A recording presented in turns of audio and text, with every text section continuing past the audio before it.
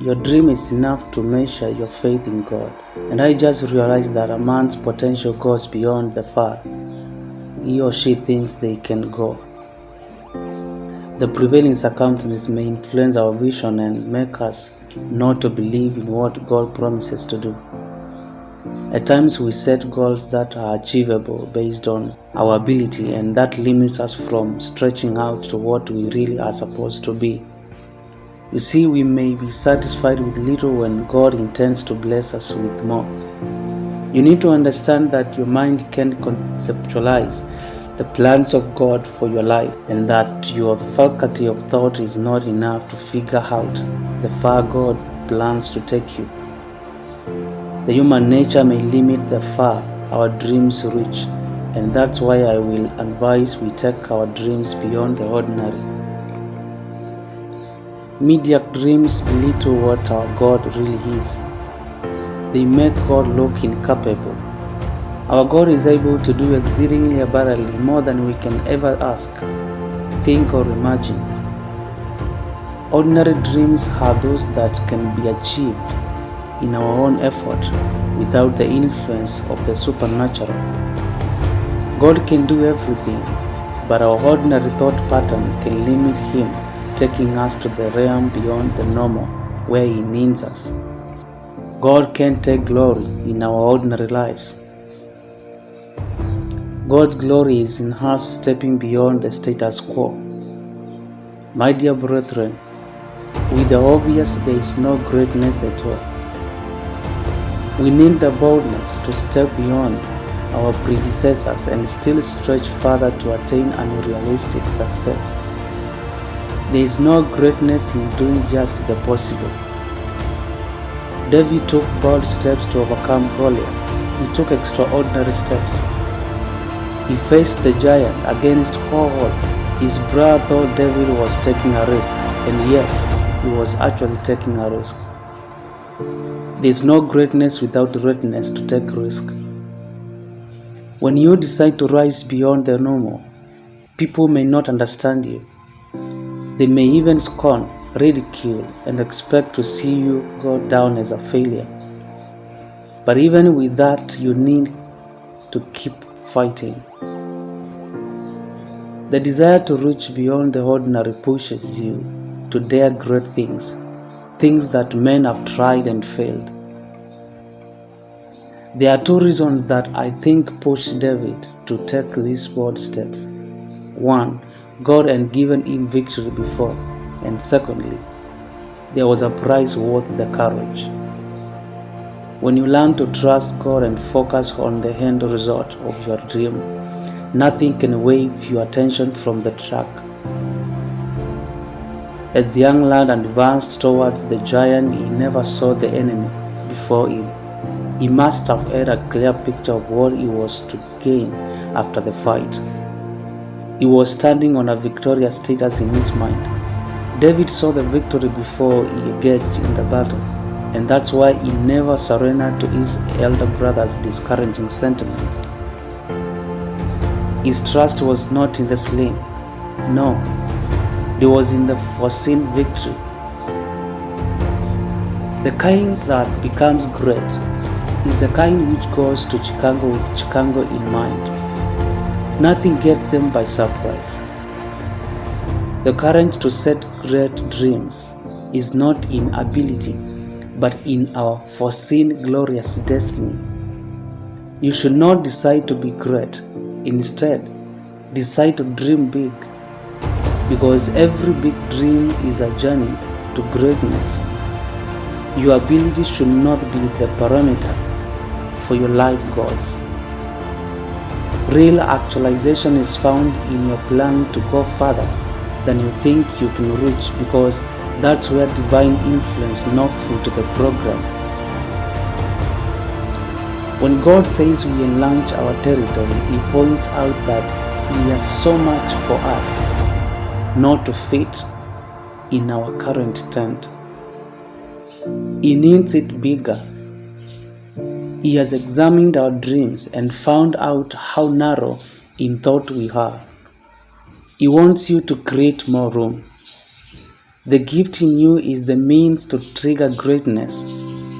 The seed of greatness in you requires that you take extraordinary maneuvers. Great dreams for a gift requires you going way above the ordinary for that gift to be manifested. Don't live an average lifestyle with average habits and expect great things to follow you. To be great, there is a cost to pay, sacrifices to make, pleasures to avoid, friends to let go, stuff to go through, and a reputation to keep.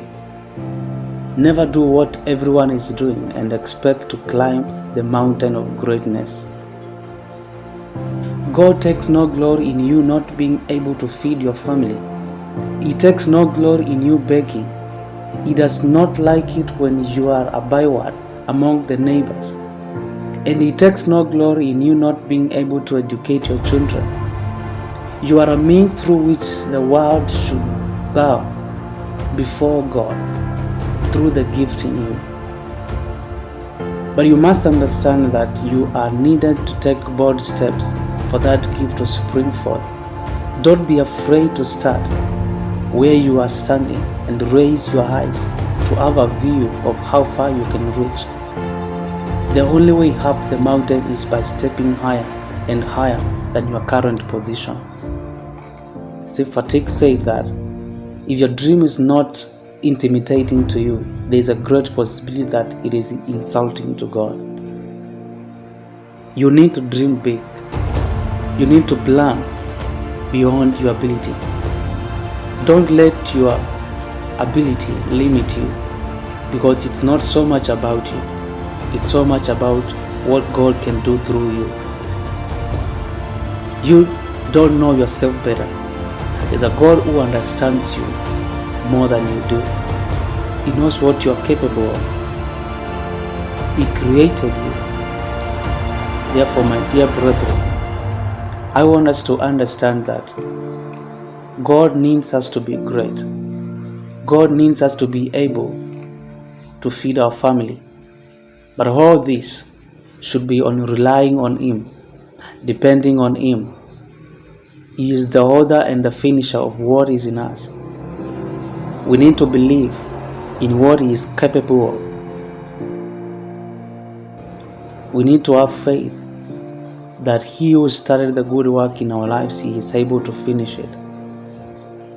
It is not so much about us. It is not about our ability. It is not about what we can do. It is not about what we have the power to do.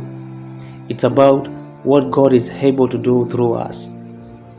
He has promised that He will never leave nor forsake us. His power, His ability in us is what pushes us to the next level. I'm not saying that you should put it on yourself to work hard. I'm simply saying that we should learn to rely on the grace of God, because that is how we are going to get victory over every situation. That is how we are going to be able to feed our families. That is how we are going to be able to manage our businesses. That is how we are going to be able to work out our dreams. The grace of God is what we need for us to be successful, because success is not a result of working hard. That is part of it. But my friends, success is a product out of us relying on the grace of God and letting God take control over every situation. We need to learn to rely on God.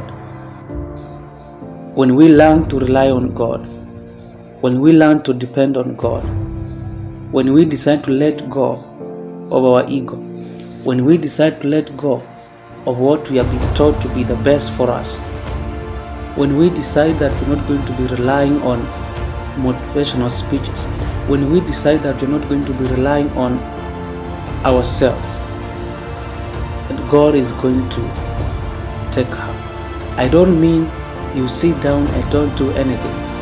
I simply mean that we should plan